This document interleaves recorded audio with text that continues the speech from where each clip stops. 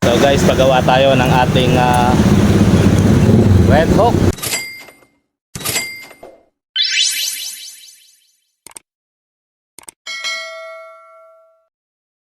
So bago tayo umakyat ng Baguio, maayos muna natin lahat ang mga pwedeng ayusin.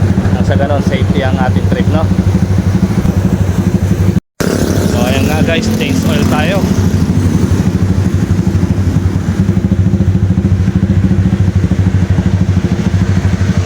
Shoutout sa ating dalawang mekaniko. So syempre pa-check up na rin, most especially ang preno natin guys. Pa-change oil na rin siya.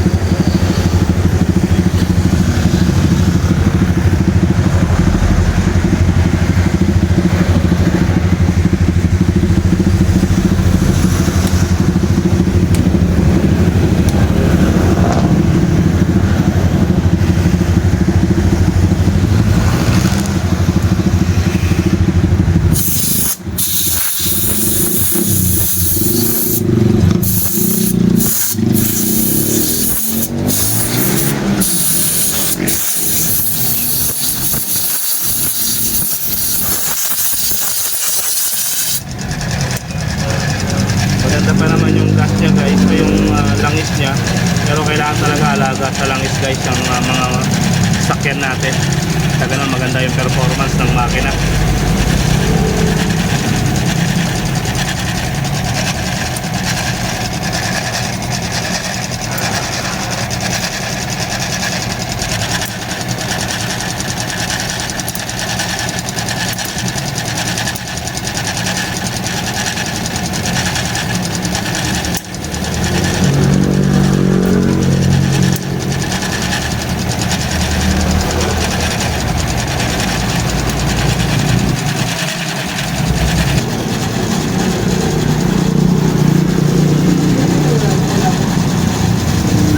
Parehas lang ba sa sporty yan?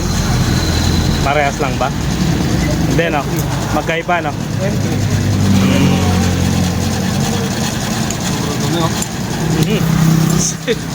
Sakto peta sa mata mo.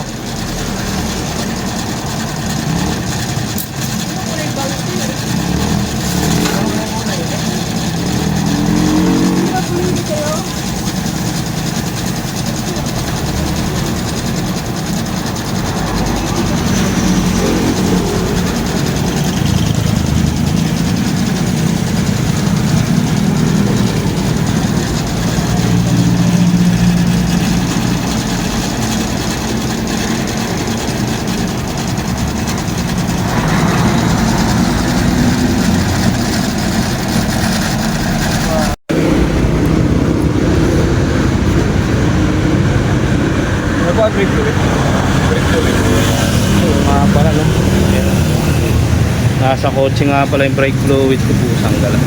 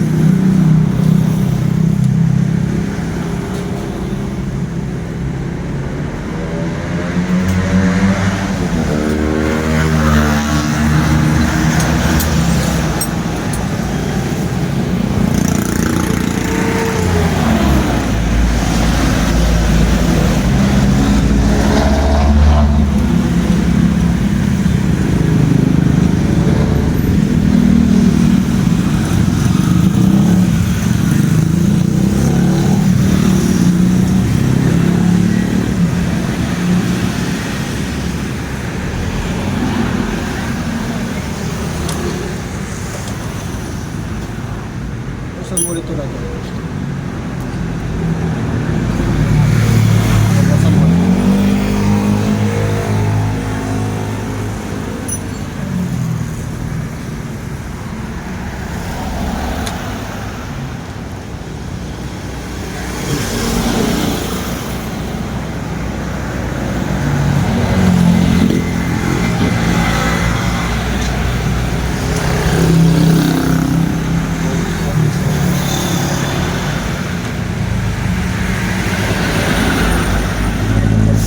So let's make it sure guys na okay ang ating Red Hawk bago tayo magbiyahe ng Baguio.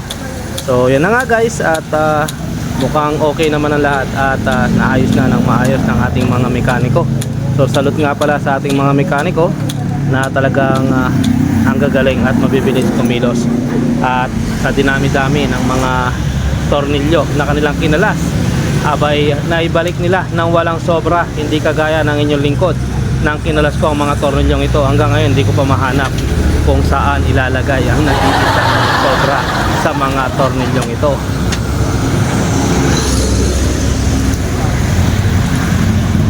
Boss, pabili ako tatlo nito. Natatanggal. Nalaglag yung cake. So ayan guys, okay na ang ating tractors. So pwede na tayong tumravel ulit ng medyo malayo-layo. So shoutout sa ating mga mekaniko at nawa ay magtagal ang pagkakagawa nito, no? So always choose to be happy and be courteous to others, and let the Lord God Almighty